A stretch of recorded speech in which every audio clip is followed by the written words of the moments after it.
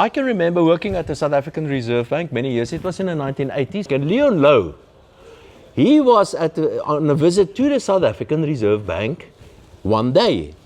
And as a young economist in the economics department, I can remember there was this, everybody was talking, did you see him? Did you see him? He's here, he's down there, Louw. I didn't really know who he was then. I mean, I was a young economist. I tried to figure out what life is all about.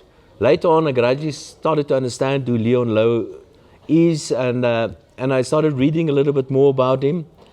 And gradually I started to understand economics a little bit better. The only thing that I understood about economics, and that's pretty much the case still even today, is the fiscal side of it.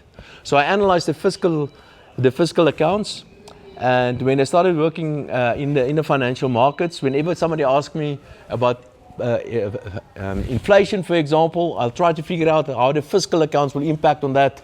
Or if you ask me about GDP, I will figure out how the fiscal accounts, so everything I hooked onto this fiscal account story.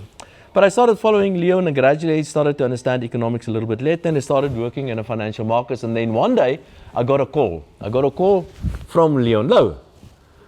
And I just couldn't believe it. I mean, I was so nervous. And he asked me if I would come and talk to the Free Market Foundation.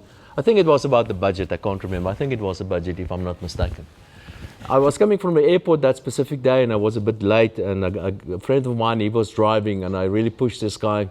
And eventually I ended up at Free Market Foundation, and Louw introduced me, and I spoke about the budget that day. From then on, Louw would call me every night. I never called him, or hardly ever.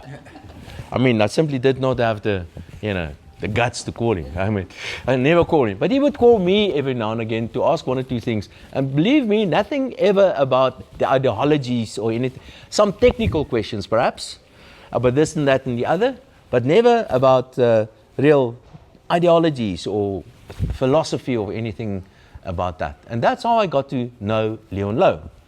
And it's very true, I can tell you that, I can assure you. And that is that eventually you see his point of view. And I can remember we had this big debate about smoking. When there was this law, they started introducing all sort of laws against smoking.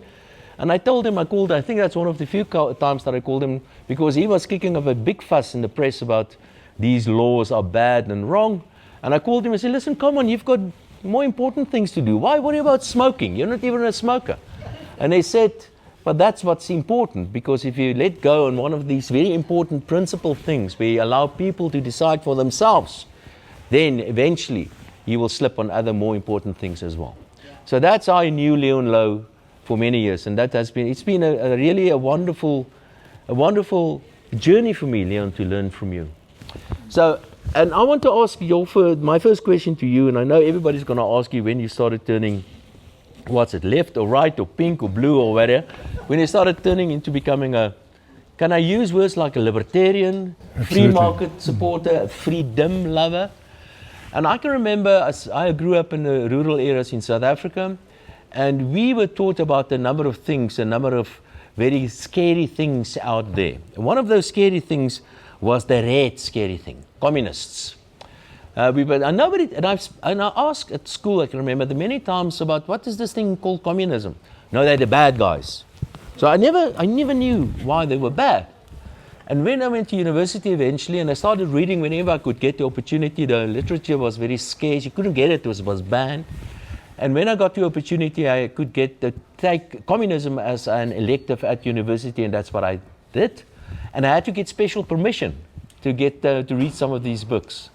And I started reading about Marxism and communism and Marx himself and all that. And it's tough going. And I can tell you, Karl Marx was a clever guy. He was not a fool. And trying to understand how this whole thing went, slowly and gradually I got to understand what it is, communism, and where it comes from. And eventually, once I got a little bit more insight into communism, I also gradually started to understand why I'm not a communist.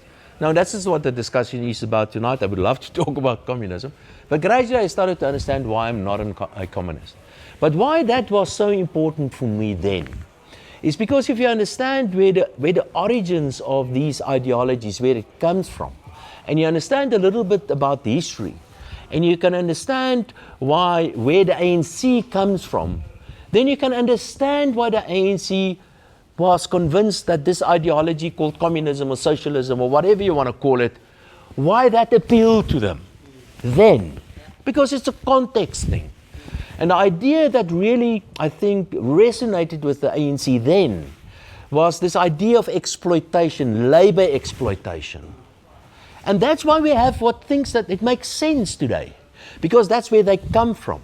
That's why they have COSATU, the labor organization, with them in a tripartite alliance. That's why they have the Communist Party, because that's their ideal, that's where they come from. That's why they have policies that flow from that.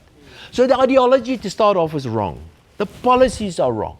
And on top of all of that, you've got incompetence and corruption and all of that. Yeah. And that's why I say I don't think we're going to fix South Africa while the ANC is still around, to be quite frank. I agree with you. About that. But, so that's a bit of an intro.